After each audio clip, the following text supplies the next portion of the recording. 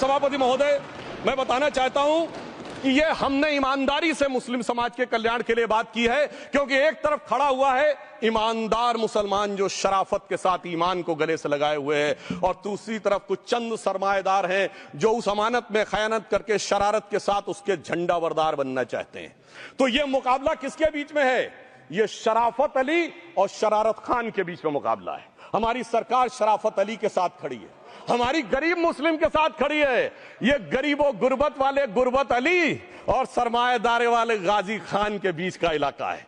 मगर मैं कहना चाहता हूं महोदय, एक बात मैं बहुत स्पष्ट रूप से कहना चाहूंगा, इन जरूरतमंद मुसलमानों की लड़ाई के लिए मैं कह सकता हूं कि ये गरीब मुसलमानों के दिल की कसक और कट्टरपंथी वोट के ठेकेदारों के मन की ठसक के बीच में हमारी सरकार ने उस कसक का साथ दिया है, जिसके लिए मैं मानता हूं गरीब और पसमानदा मुसलमान निश्चित रूप से उनका आभारी होगा। हाँ, मगर जब इसकी बात आती तो भी माननीय खड़गे जी भी बोल रहे थे, माननीय संजय सिंह जी भी बोल रहे थे, मनोज झा जी भी बोल रहे थे कि साहब आपके यहाँ वो कितने पुजारी हैं और कितने किस वर्ग के पुजारी हैं। तो मैं उनको बताना चाहता हूं, केवल अकेले जूना अखाड़े ने पिछले साल 71 SC ST लोगों को महामंडलेश्वर बनाया है। अरे आपको हमारे सदन में बैठे हुए बाल योगी उमेश नाथ जी नहीं दिखते? वैसे तो कहा जाता है जात ना पूछो साधु की, मगर मैं बताना चाहता हूं विश्व हिंदू परिषद के 50,000 से अधिक पुजारी ट्राइबल्स में जो शेड्यूल कास्ट है जो काम कर रहे हैं। मगर मैं हद अदब से पूछना चाहता हूं, बताइए मुल्ला मौलवी मुफ्ती मुकर्रम बारी हाफिज में से कितने पसमंदा हैं? उसमें कितने जुलाहा अंसारी घोसी बताइए मिरासी कितने हैं? बाकी छोड़िए, पर्सनल बोर्ड में है क्या? अरे वक्फ बोर्ड में है क्या? इसीलिए मैं कहता हूं खुद मियां फजीहत दूसरों को नसीहत। अगर ईमानदारी से बात करनी है तो उस पर आगे। मगर मैं एक बात और कहना चाहूंगा कि हमारी जो सरकार ने नाम दिया है, इसको उम्मीद नाम दिया है, और ये उम्मीद है किसके लिए? उस ईमानदार मुसलमान के लिए और देश के हर खास व आम के लिए ये उम्मीद है। मगर सभापति महोदय, कुछ लोग वो हैं जो उम्मा का ख्वाब पाले हुए थे। उम्मा शायद हमारे बहुत से लोग समझते हो ना समझते हो, पूरी एक एंटायर जो इस्लामिक खलीफत और राज होता है उसको उम्मा कहते हैं। उम्मीद वालों को तो उम्मीद की नई रोशनी दिख रही है, उम्मा वालों की उम्मीद पे पानी फिर रहा है। तो ये उम्मीद और उम्मा के बीच का भी मामला है। परंतु मैं ये भी कहना चाहूंगा सभापति महोदय, इसके बाद सिर्फ ऐसा ही नहीं था। प्रॉपर्टीज के ऊपर, तमाम सरकारी प्रॉपर्टीज पे, जिसमें बहुत डिटेल में हमारे साथी लोग गए, मैं डिटेल में नहीं जाना चाहता। भोपाल का विषय है, हैदराबाद का विषय है, मुंबई का है, लखनऊ का है, पटना का है, बहुत प्रकार से है। माननीय लालू प्रसाद यादव जी का विषय जब बताया गया था तो बहुत ज्यादा हमारे मनोज झा जी बोल रहे थे, तो अब मैं उसके डिटेल में नहीं जाना चाहता हूं। सबने वो वीडियो देखा है। बस एक लाइन में उनके लिए कहना चाहूंगा, वो कुछ भी बोल रहे हैं, जिसे कहते हैं बिगड़ी बात बने नहीं, लाख करो किनकोए, रहीमन बिगड़े दूध को मथे न माखन होए। अब जो बोलना था वो बोल चुके, सबके सामने वो आ चुका। अब एक बात और है, दूसरे धर्म स्थलों के बारे में विषय आता है, तो मैं याद दिलाना चाहता हूं केरला के कैथोलिक चर्च ने 31 मार्च 2025 को जो लिखा, सिर्फ उसकी लास्ट की 2 लाइन बोलना चाहता हूं। We request the central government to get the amendment bill passed as early as possible so that the tears of thousands of suffering people in the place like Munambam can be wiped out only by a legal amendment that can provide a permanent solution to their suffering. We urge all the MPs from opposition party to support the bill so that the historic legislation can become unanimous. मगर सभापति महोदय, ये अल्पसंख्यकों की बात करने वाले जब अल्पसंख्यक की बात आती तराजू पे तौलते हैं, किसका वेट ज्यादा है, किसकी धमक ज्यादा है, किसकी खनक ज्यादा है, फिर तय करते हैं कि माइनॉरिटी के साथ आना है, किस माइनॉरिटी के साथ नहीं आना है। और मैं एक और बात कहना चाहता हूं, तमिलनाडु के तिरुचेरी मंदिर की बात आई, यमुनानगर में गुरुद्वारे की बात आई, केरल में क्रिश्चियन कम्युनिटी की जमीन की बात आई। बहुत सारे लोग प्लेसेस ऑफ वर्शिप के एक्ट की बात करते हैं, तो as per places of worship act Tamil Nadu का मंदिर का तो स्टेटस नहीं चेंज हो सकता भाई। 15 अगस्त 47 के बाद किसी प्लेस ऑफ वर्शिप का स्टेटस नहीं चेंज हो सकता, तो वक्फ बोर्ड को क्लेम फॉरफिट कर देना चाहिए, because it is in contrast to the places of worship act. परंतु अब सुनिए, यही गुरुद्वारे के बारे में भी होना चाहिए। मगर सभापति महोदय, चाहे वक्फ बोर्ड का एक्ट हो, चाहे प्लेसेस ऑफ वर्शिप एक्ट हो, एक ही को फायदा होना है, जिसे कहावत में कहते हैं खरबूजा छुरी पर गिरे या छुरी खरबूजे पे गिरे, आखिर में कटना भगवे रंग के खरबूजे को ही होता है।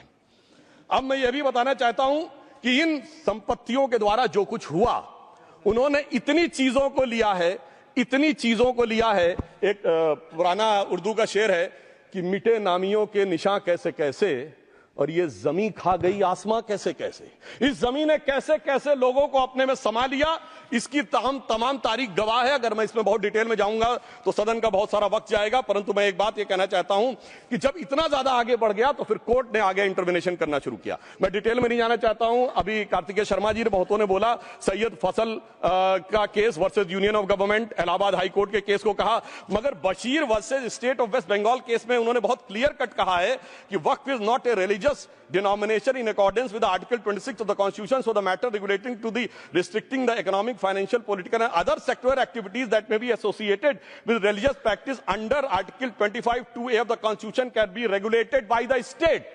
तो मुझे लगता है अब इसके बाद कोई किंतु परंतु का स्कोप नहीं रह जाना चाहिए। परंतु उसके बाद भी सभापति महोदय जो कानून को न माने, जो कहे संविधान को नहीं मानेंगे, और जो ये कहे कि साहब अदालत के आदेश को भी नहीं मानेंगे, तो फिर इसका मतलब उसके मन में तो एक ऐसी बादशाही आ गई है। इसके लिए मुझे सभापति महोदय वो पुरानी वाली फिल्म अगर लोगों को याद हो तो मुगले आजम का वो सीन याद आता है कि जब अकबर ने अनारकली को कैद कर लिया तो सलीम कहता है जब्त मैं करूं जिसकी की जमीन वीरान हो गई है, जब्त वो न करे जिनके सिर्फ शौक के बाद चाहत को ठेस पहुंची है। ये जिल्ले इलाही की बादशाही नहीं बल्कि खुदाई है। मैं कहना चाहता हूं जो संविधान को न माने, कानून का न माने, इसका मतलब वो अपनी खुदाई में जी रहा है। तो ये वो लोग हैं। और वैसे मैं सभापति महोदय खुदाई से आजकल बहुत से लोगों को डर लगता है, क्योंकि जहां जहां खुदा है वहां वहां भगवान है, जहां जहां खुदा है वहां वहां भगवान है। बाकी आप सब बहुत बुद्धिमान हैं। अब मैं ये भी बात कहना चाहता हूं, और वैसे आखिर में उस अनारकली को कैद से छुड़ाने के लिए सलीम का एक हिंदू साथी दुर्जन सिंह ही आया था। मैं कह सकता हूं कि वक्फ की इस मुकद्दस जमीन को अगर कैद करके रखा है तो उन चंद लोगों ने जिनके दिमाग आज भी उन चीजों में भरे हुए हैं कि कोई समझता हम तो किसी जमाने में हुक्मराने वक्त थे, कोई कहता हुजूर नवाब थे, कोई कहता बादशाह आलमगीर थे, कोई कहता है बादशाह गाजी जिंदा पीर थे। तो नदीमुल हक साहब ने जो बोला था ना, किसी के बाप का हिंदुस्तान थोड़ी है, बिल्कुल मैं कहना चाहता हूं जिन्होंने इस देश के लिए खून बहाया उनके बाप का हिंदुस्तान है, उस गरीब मुस्लिम कारीगर के बाप का हिंदुस्तान है। पर जो ये कहते हैं कि आगरे का लाल किला किसके बाप ने बनवाया, आगरे का किला किसके बाप ने बनवाया, दिल्ली का किला किसके बाप ने बनवाया, हैदराबाद का चार मीनार किसके बाप ने बनवाया, उसके बाप का यह हिंदुस्तान नहीं है। और उसके बाद भी जो आप करना चाहते हैं, अगर इस रास्ते में आप कांटे बिछाना चाहते हैं तो उनके लिए एक लाइन कहना चाहता हूं सभापति महोदय, तेरी तमन्ना है पर हम खार न बोने देंगे, खार कांटों को कहते हैं, तेरी तमन्ना है पर हम खार न बोने देंगे, तुझे हम राह की दीवार न होने देंगे, तू सबको रौंद कर आगे जो निकलना चाहे हम तेरी इतनी भी रफ्तार न होने देंगे। और इसीलिए हमारी सरकार ने इस विषय के ऊपर एक सही और सटीक प्रयोग करने का प्रयास किया है। मैं दूसरी बात यह भी बताना चाहता हूं, हमारे डीएमके के तिरुचि शिवाजी ने अनायास अकारण यह बात बोली थी कि उस समय जब जिन्ना का उल्लेख करते हुए उन्होंने कहा कि पार्टीशन के समय, तो मैं उनके सुलभ संज्ञान के लिए बता देता हूं 1946 की कॉन्स्टिट्यूएंट असेंबली में मद्रास प्रेसिडेंसी में 30 आउट ऑफ 30 सीट जो थी वो मुस्लिम लीग ने जीती थी विद 95% ऑफ वोट्स, और एक भी मुस्लिम वहां के बाद बाहर नहीं गया। इसलिए मैं ईमानदारी से कहना चाहता हूं फैक्ट को समझिए।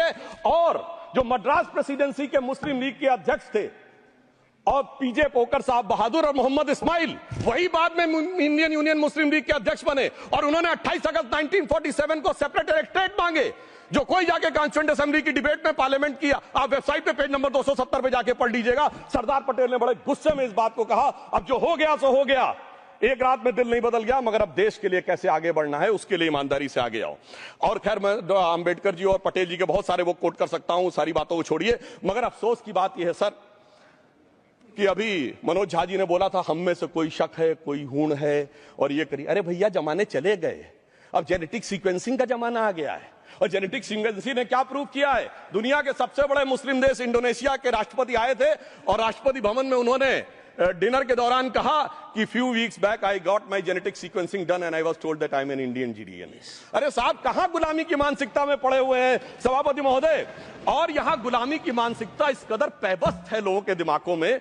किसी सदन के एक सदस्य यहां विराजमान है, वो उस समय महाराणा सांगा का उल्लेख कर दिए मैं ईमानदारी से कहता हूं, एक भी इंडियन सोर्स में इसका उल्लेख नहीं है, सारे के सारे फॉरेनर्स और लुटेरों के सोर्स में उल्लेख है। इसीलिए मैं कहता हूं, ये गुलामी के जिन्होंने गुलाम बनाया उनके सोर्सेस पे यकीन न करिए। और वैसे थोड़ा सा आउट ऑफ कॉन्टेक्स्ट हो तो ये भी बोल दूं, हमारे सदन के बहुत सदस्यों को नहीं पता होगा, अलेक्जेंडर के आक्रमण का किसी भारतीय सोर्स में कोई उल्लेख नहीं है, पोरस नाम के किसी राजा का उल्लेख नहीं है, सिर्फ और सिर्फ ग्रीक में है। इसलिए गुलामी की मानसिकता से बाहर निकलिए, तब इन चीजों को आप सही ढंग से समझने में सफल होंगे। मेरा अब यह भी अनुरोध अपने सदस्यों के साथ है।